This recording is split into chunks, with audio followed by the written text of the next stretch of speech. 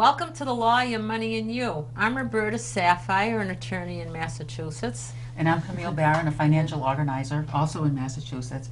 And Roberta, we've been talking a lot about education and financial literacy for students, and particularly about the value of an education. Most of it's been confined more to the high school and the college level, but you know, it really does start when children are very, very young to start to shape the character of these kids and who they're going to be. It's important to make good decisions about their education even at an early age. Right, and today we are very fortunate to have one of those schools which is well thought of throughout the country, and it might even be throughout the world, but this is a unique one in Sharon, a bilingual Montessori.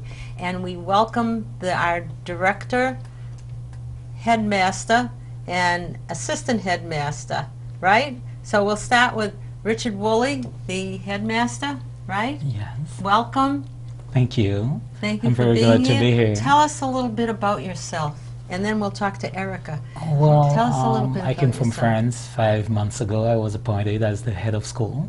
France? But yes, it's a bilingual Montessori school, and the second language is French. Oh. So that's why I was chosen to be here. Oh, that's good. So I have been working in education for almost 10 years now. I had a contract with the Ministry of Education in France where I was upgrading computer systems and installing computerized learning systems. So it was quite natural for me to be here and working in the education. That's great. That's great. And do you speak any other languages? Well, I Just curious. have high school level Spanish. Oh, that's I know pretty good. Polish a little bit. I've been to Poland many times. Oh. I know a little Creole. And of course, I speak French and English. Excellent. That's wonderful. Yeah. And tell us a little bit, Erica, tell us a little bit about you and what you do at the school. I am the deputy head of school. I will be in charge of the academics, so curriculum planning, and working with the staff to actually deliver the education to the children. I've been working in a Montessori school for 20 years Oh, boy. in other schools in Rhode Island. My daughter in Arizona, she has 8 kids, as everybody probably knows by now, and each one has gone to the local Montessori school. And what makes Montessori? Well, you My sent your daughter, my daughter went to Montessori. We lived in New Hampshire. She went to the Montessori. My children went too. That's how I became involved in the first place. But a lot of people are unaware. They know Montessori as a name, but they're unaware. Can you just tell us, what does a Montessori school do that others don't do? I'll let Erica. Absolutely. It's sort of a two-part question. I think the first is who, because people hear about Montessori without really recognizing that it's Dr. Maria Montessori was the founder of the schools. She was the first woman in Italy to go to medical school.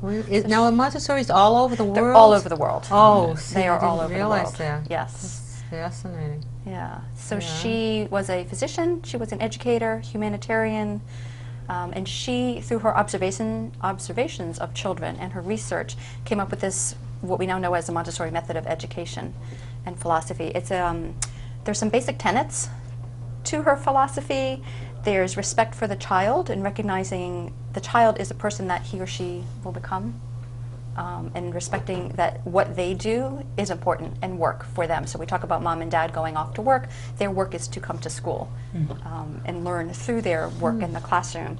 There's also the absorbent mind, where children learn by interacting with their environment. And I had this conversation with somebody who was visiting the school earlier today about, you know, an ant walking down the sidewalk. If you're taking your child on a walk somewhere and they see an ant and they follow that, and where did it go, and where did it come from, and where's it going, and why is it black, and it's climbing the tree, and why are the leaves green? I still and ask those questions. You know? I was watching one the other day. But they have that Yeah. natural sort of curiosity, and they learn. So those conversations will lead to talking about, you know, leaves and trees and Fascinating. dormancy and the seasons, and it all, you know, is interrelated in that regard. And then sensitive periods, where Maria Montessori believed that children have sensitive periods where they're more readily able to learn certain things. Around a year old, children naturally learn to walk. For the most part, unless there's a developmental issue, they do it on their own. Some are at 9 months, some might be closer to 15 months, but it happens. So every child's sensitive period isn't necessarily at the same time, but they have that. So if you can capture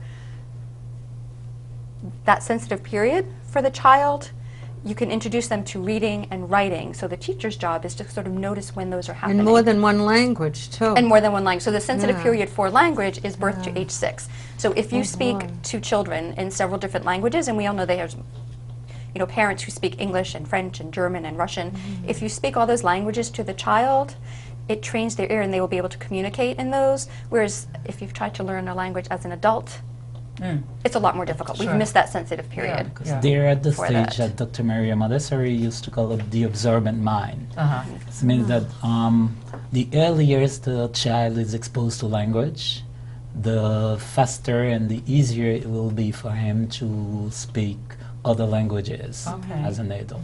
They start to learn the different sort of letter sounds. If you think of Spanish and the rolling of the R's, to try to do that as an adult, if you haven't done that, it's a lot more Right. difficult. So introducing that as a younger child, Mm-hmm. at birth through age 6 makes it easier for them. And they're also more readily able to learn other languages, even as adults, if they have that Yeah, linguistic I ability early personally on. did that with my twin daughters, who are Oh, French.